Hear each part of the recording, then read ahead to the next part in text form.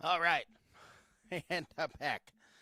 So I think the audio is all good. One person said I went back and listened to it. I'll tell you the most frustrating thing about doing that. I made a video and I bought all this professional audio gear, like this microphone and other stuff. And heck, I'm an idiot and I don't know how any of this stuff works at all. So getting it hooked up in the right way makes me feel really, really happy.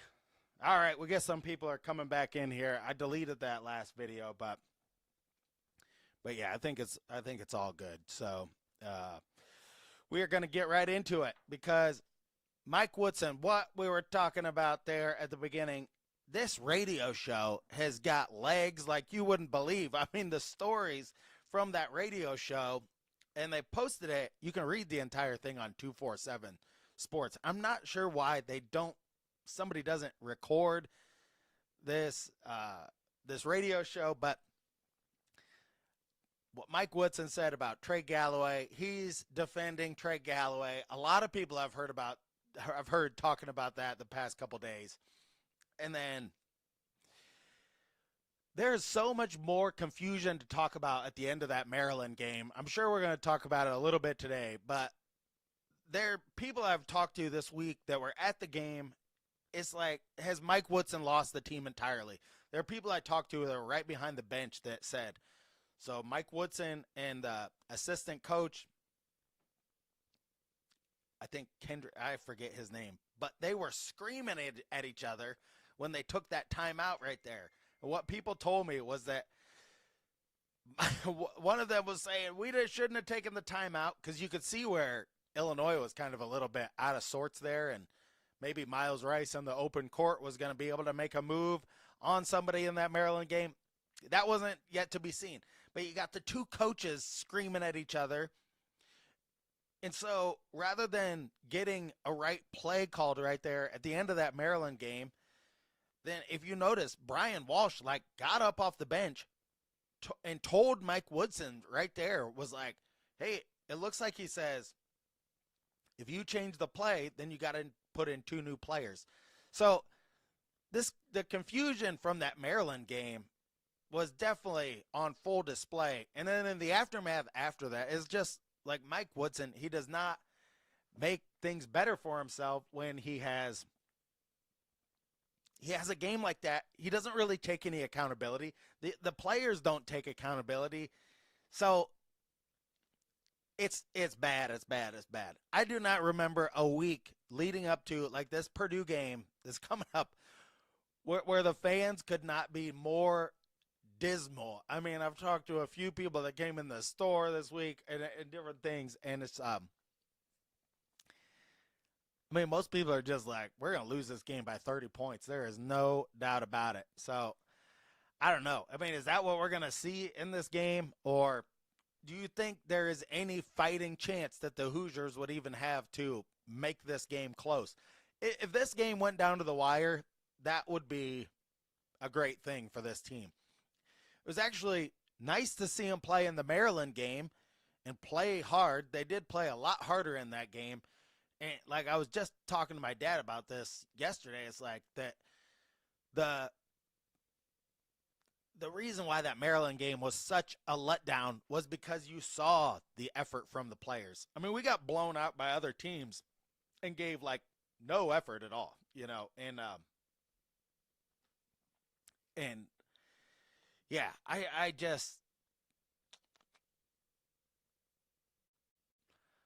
just don't know what to think about this team. It's like, they played really hard in the Maryland game and lost. So will we see them have effort levels go way down in this next game?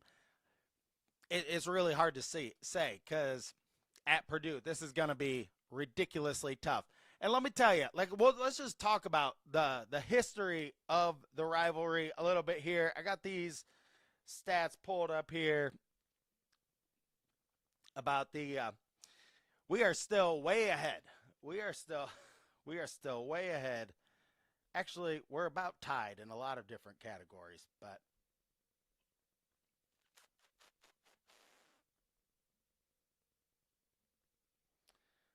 I'm still figuring out what to do with this.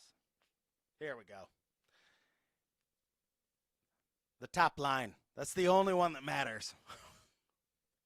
We got 5 national championships. They have 0. For some reason on this list, they like to include pre-1939 national titles, which makes me think that the person that wrote this on Wikipedia is definitely a Purdue fan. So, yeah, they have 1 national title pre-1939.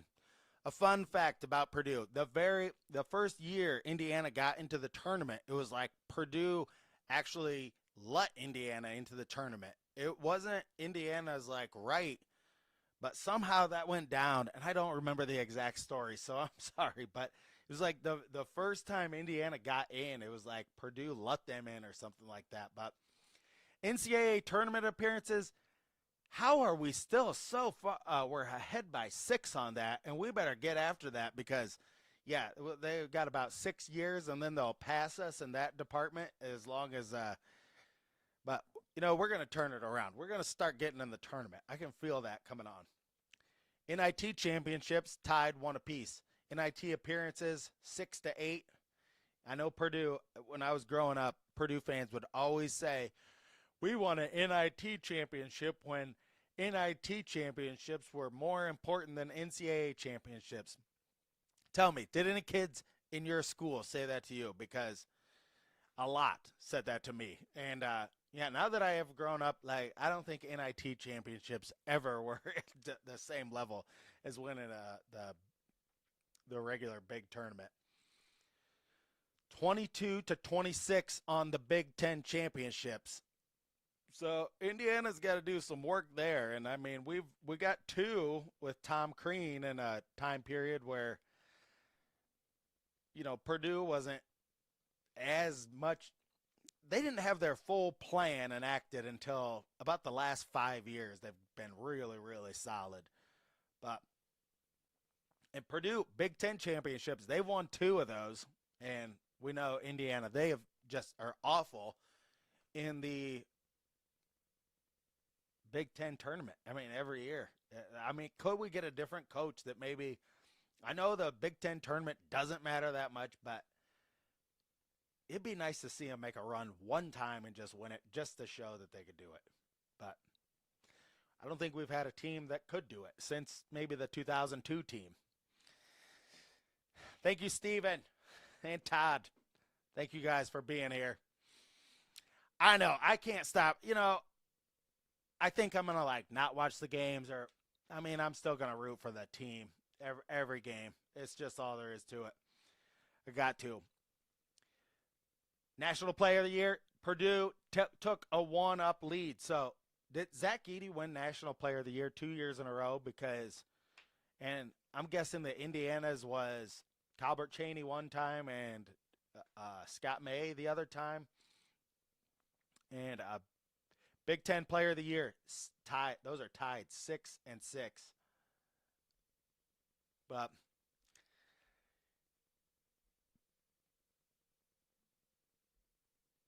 what do you guys think about the rivalry? It doesn't really feel like a rivalry right now. I mean, we just got to get a new coach. And yes. And beards for beard, you know? That's going around Indiana. I really started growing this beard because for No Shave November, and then I turned it into December. I'm like, I'm not shaving this beard until Mike Woodson is fired, but now I'm going on beards for beard. Around the state, around the country, people are growing beards for beards. Yeah, Ralph Sampson, I think he did win 3 in a row. And, boy, what a great college player he was.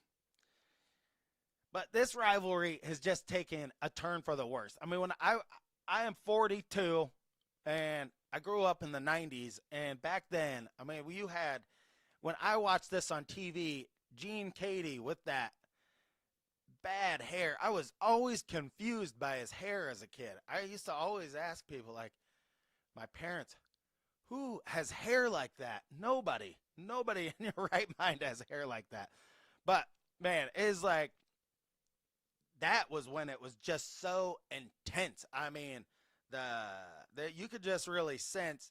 But those two men, Gene Katie and Bob Knight, they really did respect each other, even though I think sometimes it went over the hump a few times. And, everybody knows about the chair throwing and all the rivalry stuff, like Bob Knight bringing the jackass in on the show.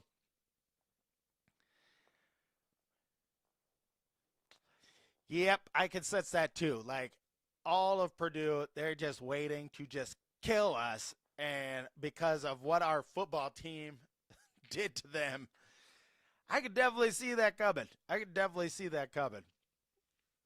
That hair was from the fourth dimension. You are right. I was so confused by it when I was a kid. I'm like, how can somebody have hair like that? And I think him and his wife used the same hair dye because she had like jet black hair too.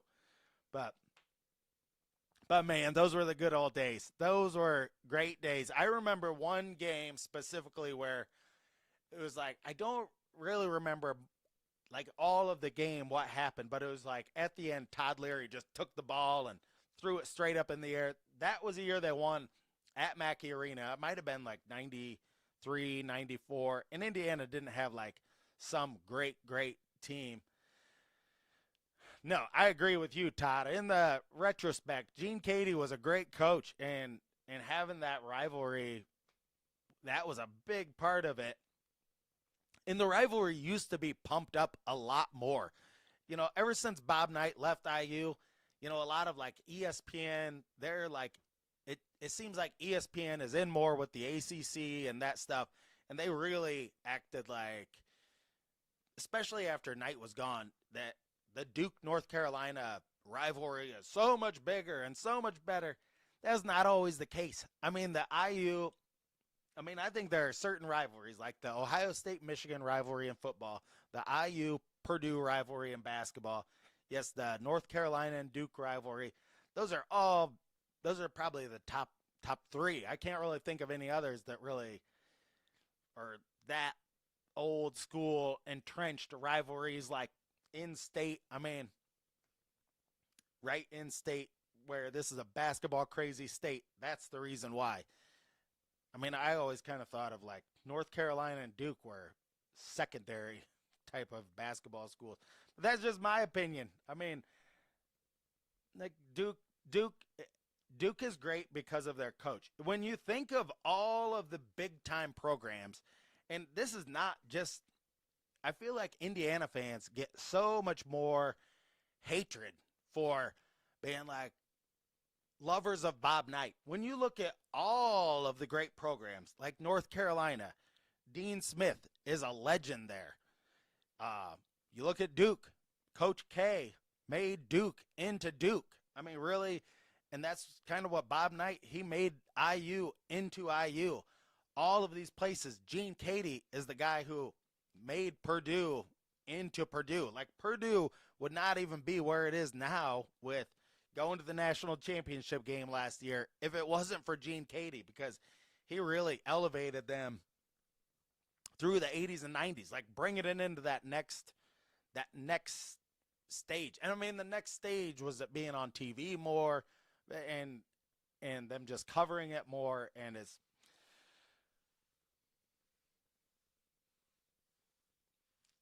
yeah, we will. And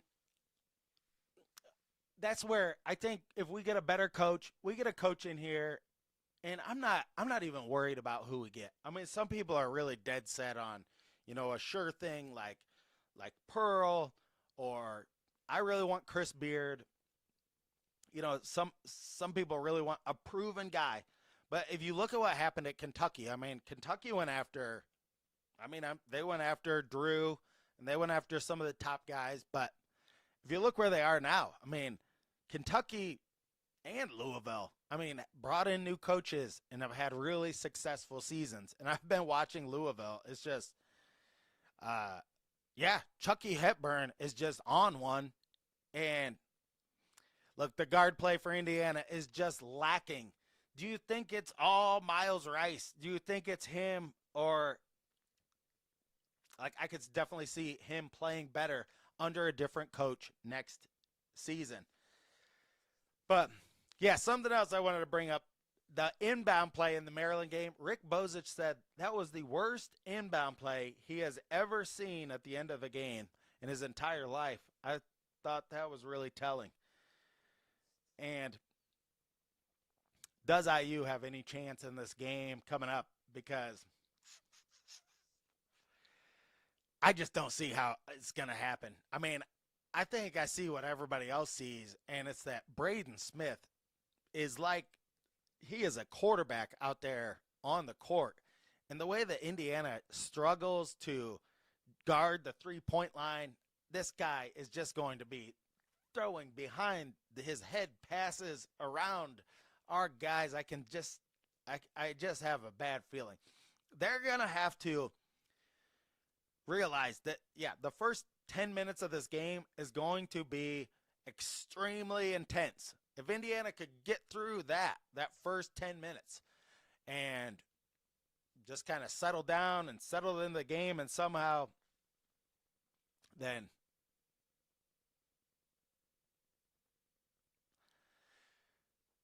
maybe they'd have a chance in this game. But I'll tell you, a lot of these games, I watch them and I just think, my God, like, what is Indiana going to do? Like, from the inconsistency, and this sounds crazy, but the inconsistency is so inconsistent. Like, you don't know when it's going to strike this team. Like they could be in a game where they're up by 5 and then just give up like 20 straight points, and all of a sudden, like, they can't run offense. They can't run offense or defense for like 5 minutes or 8 minutes goes by. And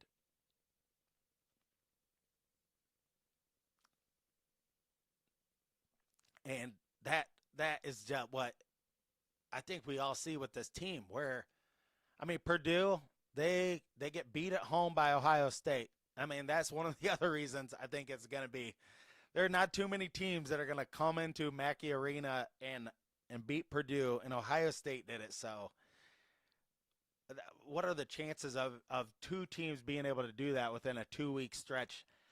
It's going to be tough. It is going to be tough.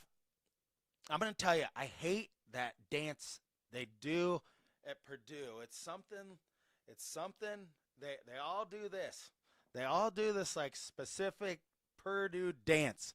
And the volume is low.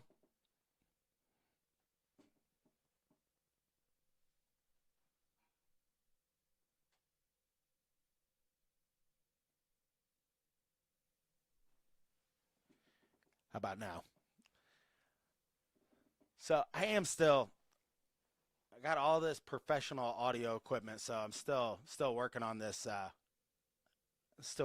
setup, but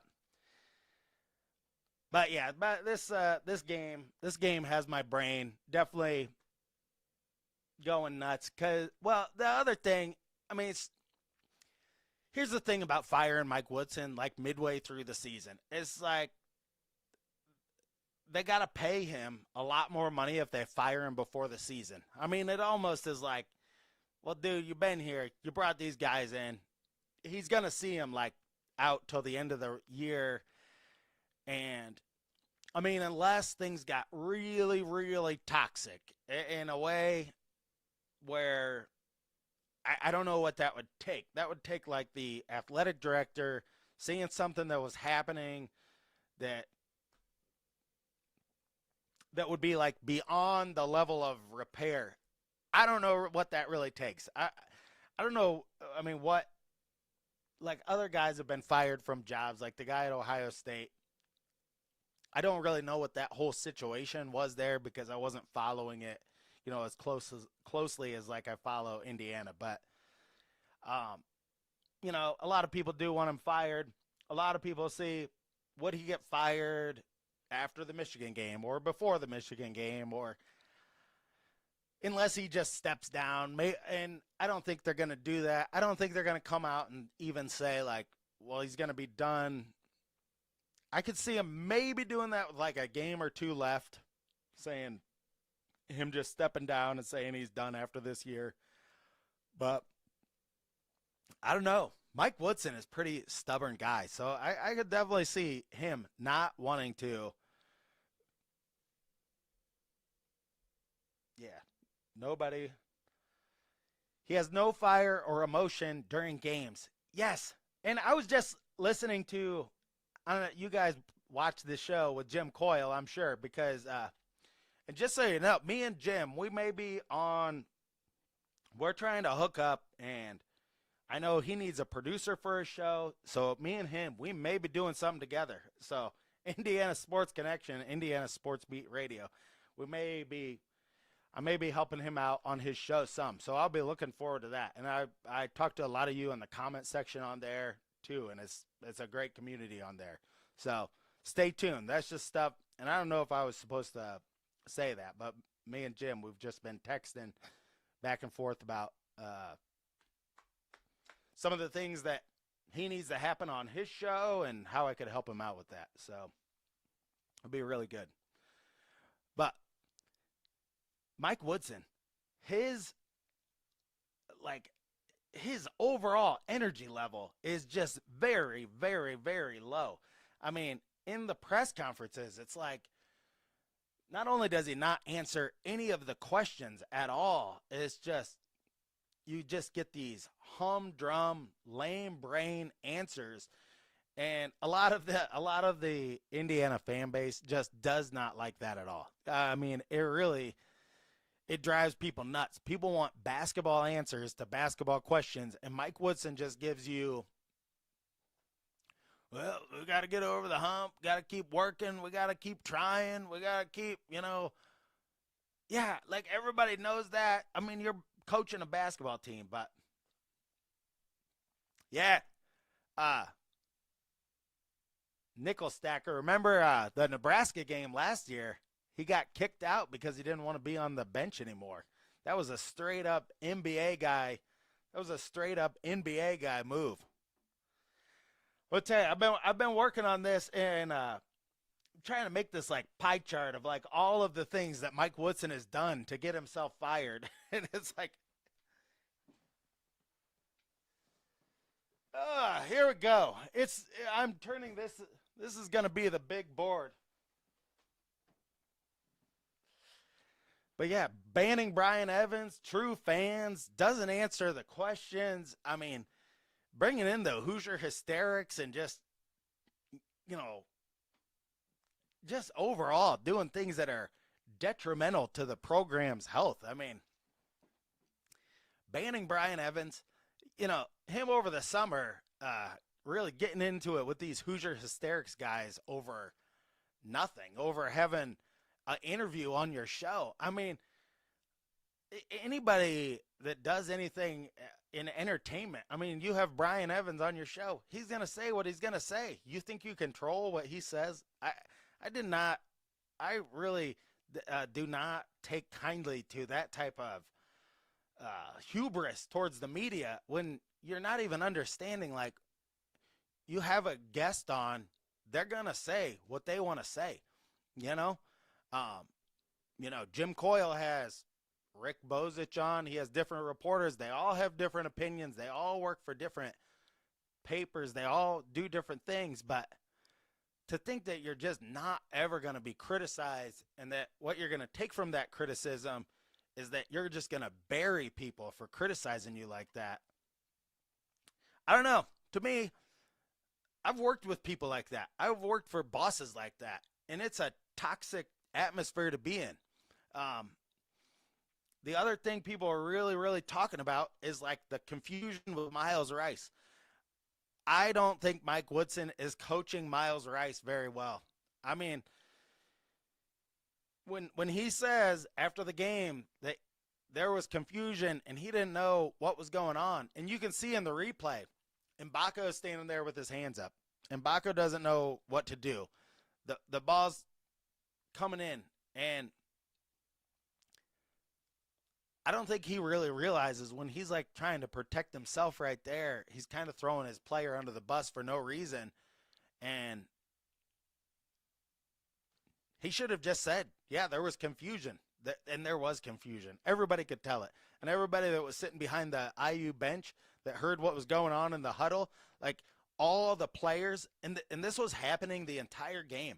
The team played with a lot more energy against Maryland. But what was going on, what people were telling me, and I got some videos of it, is like there was just like a bunch of infighting there at the end. And you could see it on the court where Galloway and Renew were pointing fingers.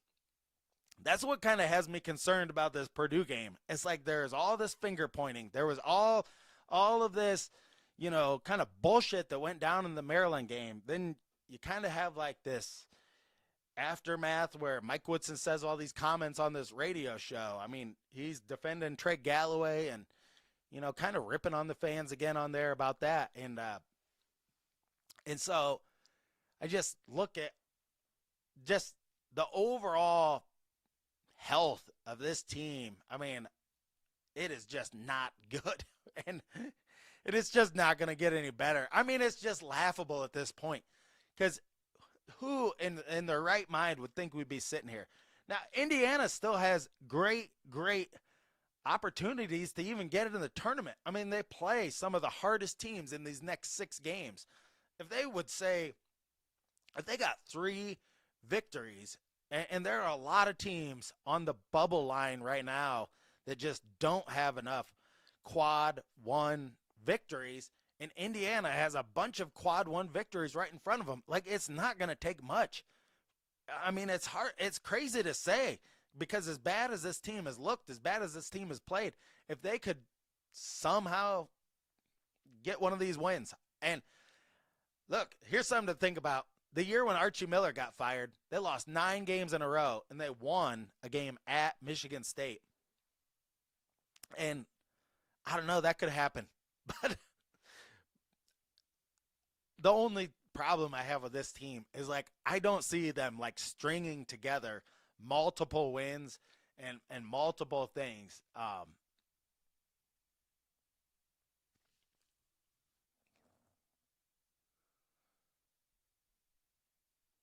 was just reading your comment here.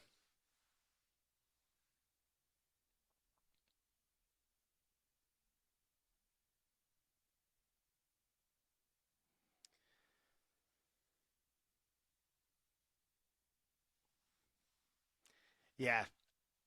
Yeah, this is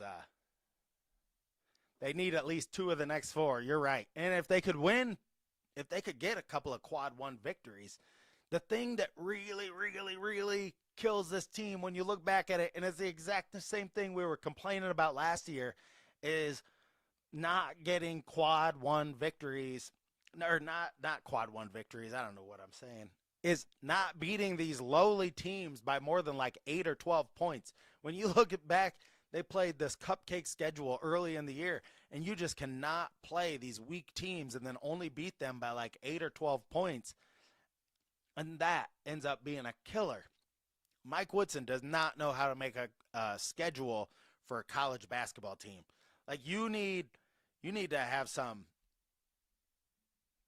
You got to know where your team's at by January 1st. That is first and foremost in college basketball. You have to have everything ironed out with your team and know exactly what you're going to do. Last second situations, everything has to be organized by January 1st. And you got to play at least 3, in my opinion, you have to play at least 3 tough teams. I mean, most likely you'd like to play 1 really tough neutral game, which Kentucky coming back in, that would be one of those. And then you like to play like a Kansas or an Auburn or a UConn or one of those teams. But you want to play 3 of those type of teams before January 1st. That is always like my theory. And that's the way most of the schedules have always ran for IU until this year. And that's another thing that has fans really pissed off. I mean, you can't. People pay big money to see this. People want to see number 1 teams come into Assembly Hall, and so we can fill it up and be crazy and be on TV. And that's where, like, we really show the love of the game, and our teams are always going to go out there and play hard, and we're not normally not going to get blown out at home. But this year, like, we're playing scared. We're playing scared because we have this weak non-conference schedule. And when you play scared, that's how you're avoiding hard things in life. That's basically what Mike Woodson's trying to do. He's trying to avoid the toughest games. And yeah, you're right. Atlantis happened. That happened. I mean, and he's tried to avoid every stretch of big games, and it's like finally it's here where you can't avoid that. And now he's got this team. They're not prepared to play these games because they've not been in or competed in or just overall seem like interested in, playing against high level competition. And that really just sows your season right there. So, man, it is tough. It is tough year for the Hoosiers. All we have to look forward to is in a couple months, now about a month or so, probably about March 17th, Indiana. Now, could it be that Indiana, I mean, if they did really, really bad and didn't make the Big Ten tournament, I mean, that would be a really bad way to go out. But it doesn't matter. We bring in a new coach exactly like we did with the football team. There are great days ahead because Indiana is a great setup for any coach. The NIL money we have, and look, the next coach we have, the next team we have, we're not going to need $5 million worth of NIL money. I mean, we need to put these practices of talking about paying this guy or paying that guy. I mean, I could see being, Kansas brought in Hunter Dickinson, but he's been there a few years. How many years has this guy played basketball for? 8 or 10 years? But yeah, I don't know. It's just the sooner we can start thinking about something different than oh yeah, Nickel here talking about the football team because we got some linemen I saw today coming to the football team from Notre Dame. One guy, and I'm going to screw up his name because I forgot it, Spankling or something like that. I can't remember. But Kurt Cignetti, I'll tell you what, Mike Woodson, he probably has to hate Kurt Cignetti with a passion because it's like he was at the Maryland game just firing the crowd up and doing all sorts of different stuff. And Mike Woodson is just not capable of doing that. He is not capable of bringing the fans together, being a good communicator, just all the stuff that Cignetti brings to the table. It's unbelievable. But that does it for me today. Just a quick live stream talking about the Purdue game. And we'll talk more about this tomorrow and go over the stats and everything like that with Braden Smith and Lawyer because I'm going to do another live stream tomorrow afternoon. But